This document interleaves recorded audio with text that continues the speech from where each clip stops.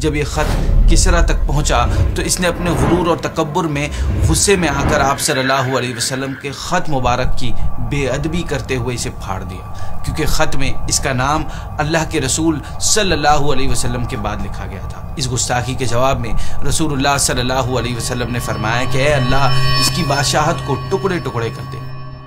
नाजरीन, सहाबी रसूल हज़रत अब्दुल्ला इब्न अब्बास रज़ियल्लाहु अन्हु से रिवायत है कि एक मरतबा नबी करीम सल्लल्लाहु अलैहि वसल्लम ने ख्वाब देखा कि सोने के 2 कंगन आप सल्लल्लाहु अलैहि वसल्लम की मुबारक हथेलियों में रखे गए, जो आपको भारी हैवी फील हुए।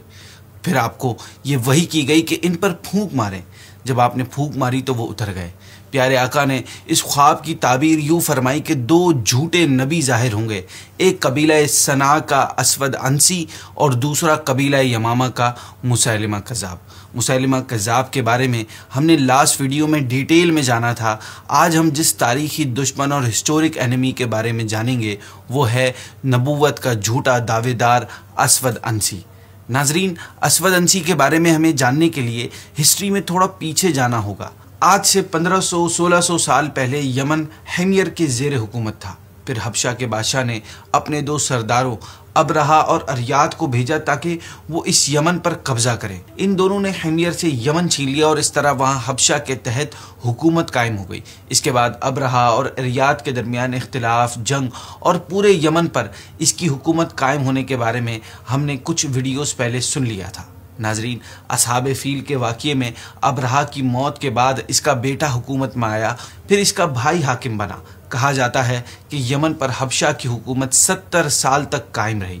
फिर सैफ नामी सरदार ने हबशियों के खिलाफ बगावत की और मदद के लिए कैसर रोम के पास गया, लेकिन चूंकि कैसर और हबशी एक ही मज़हब नसरानियत के मानने वाले थे, इसलिए कैसर ने मदद देने से इनकार कर दिया। तब वो फारस के बादशाह किसरा के पास गया और उससे मदद मांगी।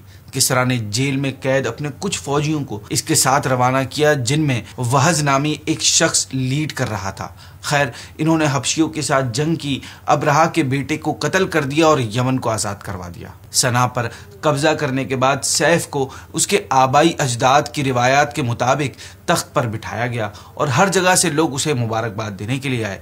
लेकिन चूंकि फारस के बादशाह किसरा ने यमन में अपना गवर्नर मुकर्रर कर दिए थे, इसलिए यमन का निज़ाम फारस के तहत चलता रहा, यहाँ तक कि रसूलुल्लाह सल्लल्लाहु अलैहि वसल्लम मबऊस हुए। फिर जब आप सल्लल्लाहु अलैहि वसल्लम ने मुख्तलिफ बादशाहों और हुक्मरानों को इस्लाम की दावत देने के लिए पैगामात भेजे, तो इनमें एक ख़त किसरा बादशाह फारस के नाम भी था। आप सल्लल्लाहु अलैहि वसल्लम ने किसरा के नाम ख़त लिखा, जिसमें इस्लाम की दावत दी गई और फरमाया गया कि अल्लाह के नाम से जो बेहद मेहरबान और रहम वाला है, मोहम्मद अल्लाह के रसूल सल्लल्लाहु अलैहि वसल्लम की तरफ से फारस के बादशाह किसरा के नाम, हिदायत की पैरवी करने वाले पर सलामती हो, इस्लाम कबूल कर लो, सलामत रहो। नाजरीन, जब ये ख़त किसरा तक पहुंचा तो इसने अपने गुरूर और तकब्बुर में गुस्से में आकर आप सल्लल्लाहु अलैहि वसल्लम के ख़त मुबारक की बेअदबी करते हुए इसे फाड़ दिया, क्योंकि ख़त में इसका नाम अल्लाह के रसूल सल्लल्लाहु अलैहि वसल्लम के बाद लिखा गया था, जो इसकी नज़र में बहुत बड़ी तौहीन थी। इस गुस्ताखी के जवाब में रसूलुल्लाह सल्लल्लाहु अलैहि वसल्लम ने फरमाया कि ऐ अल्लाह, इसकी बादशाहत को टुकड़े टुकड़े कर दे। वहाँ पर किसरा ने यमन के अपने गवर्नर बाज़ान को हुक्म दिया कि वो रसूलुल्लाह सल्लल्लाहु अलैहि वसल्लम को गिरफ्तार करके फारस भेजे। बाज़ान ने 2 सफ़ीर भेजे जो मदीने में आए और नबी करीम सल्लल्लाहु अलैहि वसल्लम से मिले। आप सल्लल्लाहु अलैहि वसल्लम ने इन्हें खबर दी कि अल्लाह ने आज रात तुम्हारे बादशाह को हलाक कर दिया है। ये खबर लेकर वो दोनों यमन वापस गए और बाज़ान को सब कुछ बताया। बाज़ान ने कहा कि अगर ये बात सच्ची निकली तो वाकई में ये शख्स अल्लाह का भेजा हुआ नबी है। कुछ दिन बाद फारस से पैगाम आया कि उसी रात जिस रात आप सल्लल्लाहु अलैहि वसल्लम ने किसरा की मौत की खबर दी थी, उसी रात किसरा को उसके बेटे ने बेदर्दी से कत्ल कर दिया था। ये खबर सुनते ही बाज़ान ईमान ले आया और उसके साथ यमन के कई फ़ारसी लोग भी दीन इस्लाम में दाखिल हो गए। रसूलुल्लाह सल्लल्लाहु अलैहि वसल्लम ने बाज़ान को ही यमन का गवर्नर बनाए रखा, यहाँ तक कि उसका इंतकाल हो गया। जब आप रज़ियल्लाहु अन्हु का विसाल हुआ तो नबी करीम सल्लल्लाहु अलैहि वसल्लम ने यमन के इलाके को 3 हिस्सों में डिवाइड फरमा दिया। एक हिस्सा हज़रत बाज़ान के साहबजादे शहर बिन बाज़ान को, दूसरा हिस्सा हज़रत अबू मूसा अशअरी को और तीसरा हज़रत मुआज़ बिन जबल रज़ियल्लाहु ताला अन्हु को अता फरमाया। असवद अंसी इसी दौर में सामने आया। ये कौन था? इसका पूरा नाम अबहला बिन काब अंसी था। इसका ताल्लुक यमन के एक कबीले अंस से था। इसका लक़ब जुल्खिमार था। कुछ किताबों में जुल्हिमार भी आया है हा के साथ। अगर खिमार को लेते हैं तो खिमार अरबी में चादर को कहते हैं। ये चूँकि अपने चेहरे पर काली चादर डाल के चेहरे को छुपाए रखता था, इसलिए जुल्खिमार के लक़ब से मशहूर हुआ।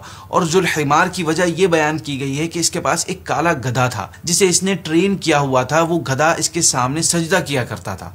जुल्हिमार कहने की एक वजह यह भी बयान की गई है कि ये कहा करता था कि जो शख्स मुझ पर जाहिर होता है वही पहुंचाने के लिए वो गधे पर सवार होकर आता है।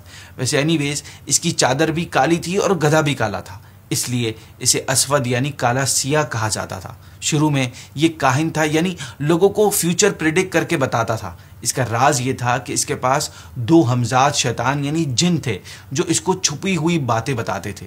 इससे अजीब व गरीब बातें जाहिर होती थी और ये चर्ब ज़बान यानी मीठी ज़बान इस्तेमाल करके लोगों को अपना दीवाना बना लेता था। इसने आप सल्लल्लाहु अलैहि वसल्लम की ज़ाहिरी हयात में ही नबी होने का दावा कर दिया था। इसका फितना सन 10 हिजरी में सामने आया था, लेकिन प्यारे आका सल्लल्लाहु अलैहि वसल्लम ने पहले ही इसके बारे में पेशन गोई फरमा दी थी।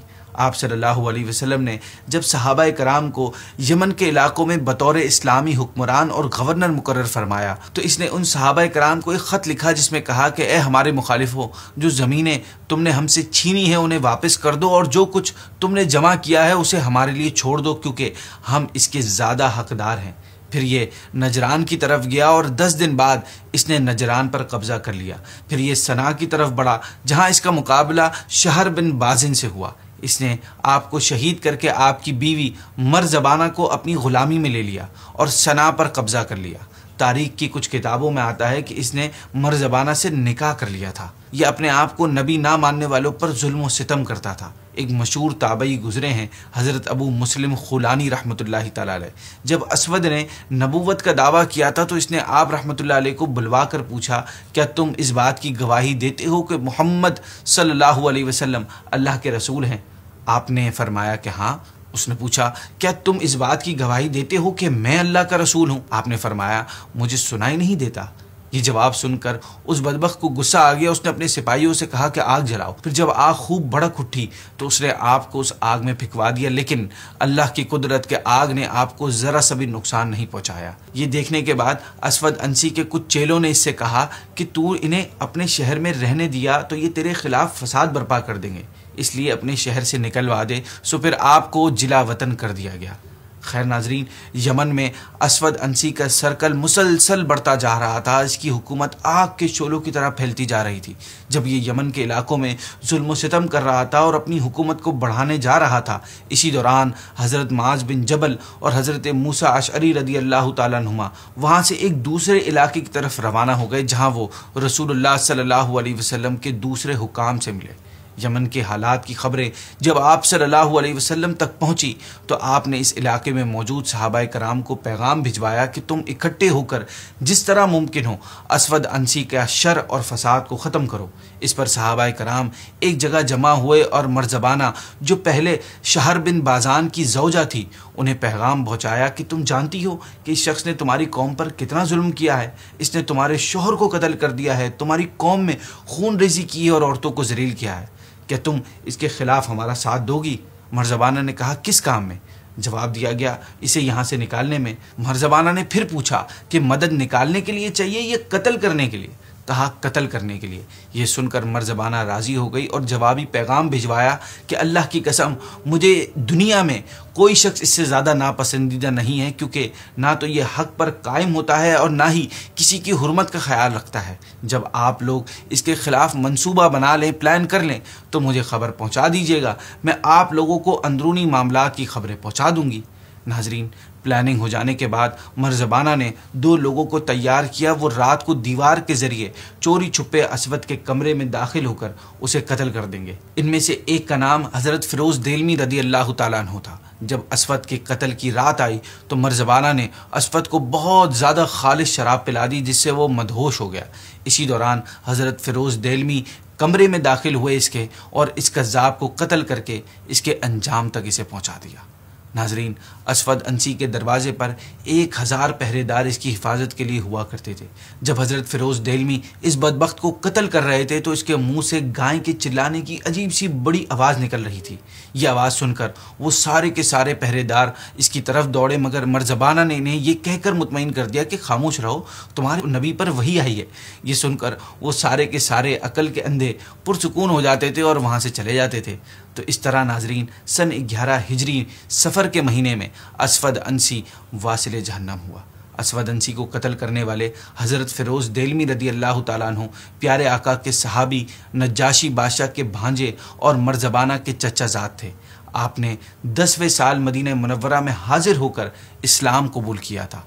कुछ रिवायतों में ये भी आता है कि आप रदी अल्लाह अन्हु को असवद के कत्ल के लिए प्यारे आका सल्लल्लाहु अलैहि वसल्लम ने ही भेजा था। प्यारे आका को असवद अंसी के कत्ल की खबर आपके विसाल से एक दिन पहले दी गई थी। जब आपने सहाबाए कराम को इस कज़्ज़ाब के कत्ल की खबर दी तो फ़िरोज़ देलमी रदी अल्लाह ताला अन्हु का जिक्र करते हुए इरशाद फरमाया कि आज रात असवद अंसी मारा गया है, इसे बाबरकत घराने के बाबरकत मर्द ने कत्ल किया है। सहाबाए कराम ने अर्ज़ किया, रसूल अल्लाह वो कौन है? इरशाद फरमाया वो फ़िरोज़ देलमी है। फिर इरशाद फरमाया फ़िरोज़ कामयाब हो गए।